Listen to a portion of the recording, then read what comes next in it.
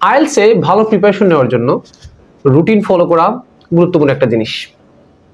এখন কথা হচ্ছে কি আপনি কি ধরনের রুটিন ফলো করবেন। অনেক শিক্ষক বা অনেকেই আছেন যে দৈনিক রুটিন ফলো করার জন্য রিকোয়েস্ট করেন। এখন দেখেন যদি দৈনিক রুটিন আপনি ফলো করতে পারেন আমি অ্যাপ্রিশিয়েট করবো, অবশ্যই এটা ভালো জিনিস। তবে আমরা যখন গ্রো আপ করি, যত বয়স আমাদের বৃদ্ধি হয়, আমরা কিন্তু পড়ালেখার ক্ষেত্রে একটু এলোমেলো হয়ে যাই। সো আমরা চাইলে কিন্তু দৈনিক রুটিনটা ফোকাস করতে পারি না। আর আইএলটিএস কখনো ঘন্টার হিসাব করে পড়া হয় না, মানে আপনি যদি ঘন্টা হিসাব করে আইএলটিএস পড়েন তাহলে আপনার প্রিপারেশন ভালো হবে না।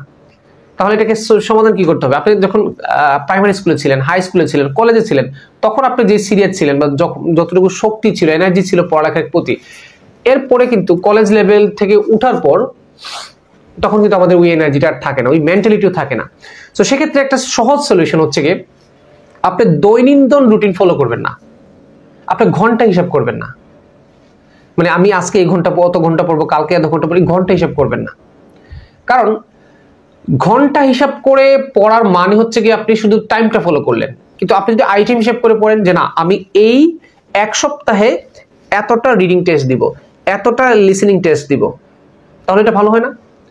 দৈনন্দিন রুটিন, আমার ব্যক্তিগত মতামত হচ্ছে দৈনন্দিন রুটিন ফলো করবেন। আপনি সাপ্তাহে মানে এক সপ্তাহে ঠিক করে নেবেন যে আমি এই সপ্তাহে এই জিনিসগুলো পড়বো। কারণ আজকে তো আপনি ব্যস্ত হতে পারেন, আজকে আপনার খালাতো বোন চলে আসতে পারে বিদেশ থেকে, তখন তাকে তো সময় দিতে হবে।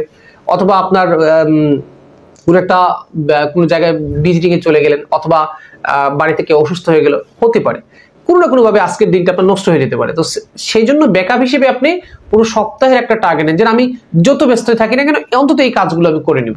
এটা বিগিনারদের জন্য যেমন প্রযোজ্য, যারা ইন্টারমিডিয়েট লেভেলে আছেন বা যারা 1 মাস পরে পরীক্ষা দিবেন তাদের জন্য কিন্তু এটা প্রযোজ্য। এখন ধরেন আপনি এক সপ্তাহে, এই সপ্তাহে টার্গেট নিলেন যে আমি 3টা রিডিং টেস্ট করব। কোন বই থেকে করবেন এটা মানে সেট করে নেবেন যে আমি ক্যামব্রিজের 11 নম্বর 10 নম্বর বই থেকে এই 3টা 4টা টেস্ট করব আমি। এখন যে টেস্ট করছেন আগে তো অবশ্যই আপনি প্রশ্নের উত্তর বের করার সিস্টেমটা শিখে নিয়েছেন, ইউটিউব থেকে হোক বা ক্লাস থেকে হোক বা বই থেকে হোক শিখে নিয়েছেন। আপনি অন্তত এই রিকোয়েস্ট রাখবেন যে যে টেস্টগুলো করেছেন কোথায় কোথায় ভুল হয়েছে, কেন ভুল হয়েছে এটা একটু অ্যানালাইজ করে নেবেন।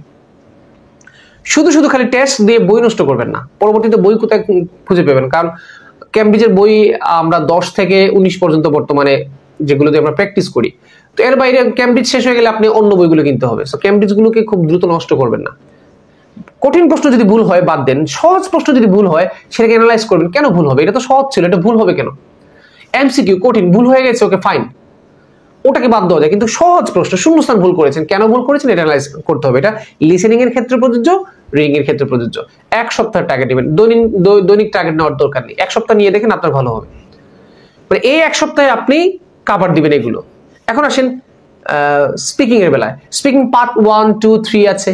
আপনার টার্গেট দেন যে এই সপ্তাহে স্পিকিং পার্ট 1 আমি এই 7টা টপিক পড়বো আমি, 7টা। আপনার সামর্থ্য অনুযায়ী, আপনার হাতে সময় অনুযায়ী, আপনার হাতে সময় কম, আপনি প্রতিদিন বেশি বেশি টপিক পড়তে হবে। আপনার হাতে সময় বেশি, আপনি একটু কমায় কমায় টপিক পড়েন এবং এই টপিকের উপর আপনি পরীক্ষা দেন, অথবা মোবাইল দিয়ে, কেউ নাই মোবাইল দিয়ে রেকর্ড করেন, অথবা মক টেস্ট, পার্সিয়াল টেস্ট দেন। শিখলে তো হবে না, আপনাকে কাজে লাগাতে হবে তো। আচ্ছা, পার্ট 2 তে সেম কাজ করেন যে আমি এই সপ্তাহে পার্ট 2 তে এই 2টা টপিক পড়বো, একটা টপিক পড়বো, অথবা আপনি পার্ট 3 এই এতটুকু পড়বো আমি। আপনাকে এক সপ্তাহে একটা টার্গেট সেট করতে হবে।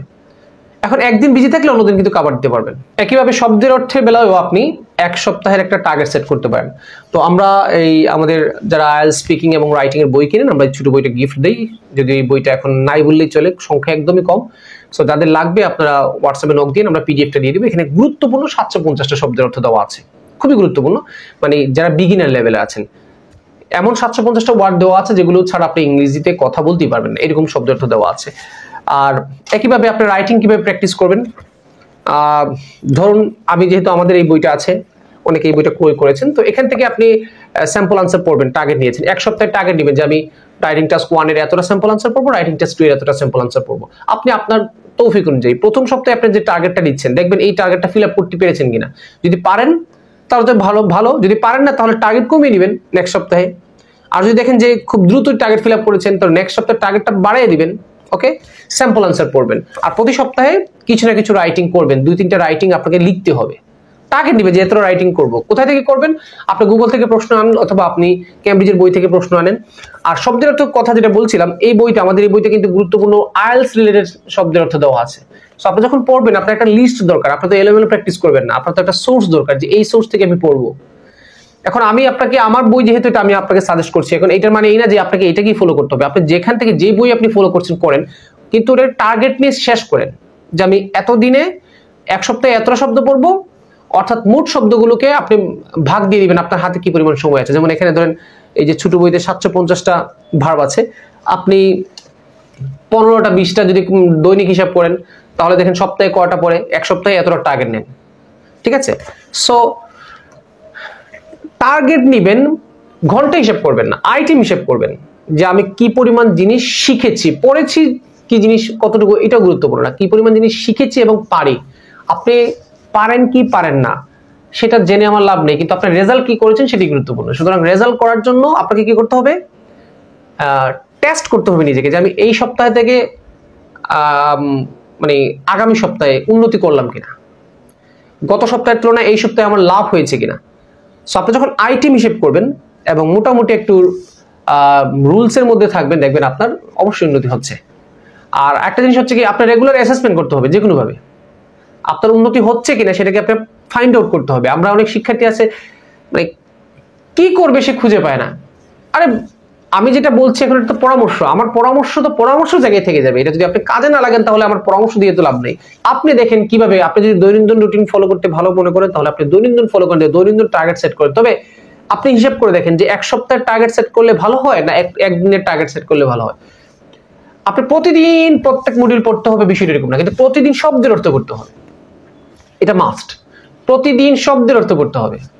আর লিসেনিং রেগুলার করলে ভালো, কারণ লিসেনিংটা আসলে যত বেশি প্র্যাকটিস করবেন ততই লাভ হবে আপনার। লিসেনিং এমন একটা মডিউল, লিসেনিংটা একটা প্র্যাকটিক্যাল মডিউল, যে যত বেশি শুনবে তত বেশি তার উন্নতি হবে। সো আমি মনে করি শব্দের অর্থ এবং লিসেনিং এটাকে প্রতিদিন করা উচিত। বাদ বাকিগুলো আপনি সুবিধা বুঝে করবেন। আজকে লিসেনিং রিডিং করেছেন, আগামীকালকে রিডিং না করলেও সমস্যা নেই। আজকে স্যাম্পল আনসার পড়েছেন, আগামী দিন আপনার পড়তে মন হচ্ছে না, পড়বেন না। তবে লিসেনিং এবং শব্দের অর্থ, এটা এই দুইটা জিনিস প্রতিদিন পড়েন, আপনার খুব লাভ হবে।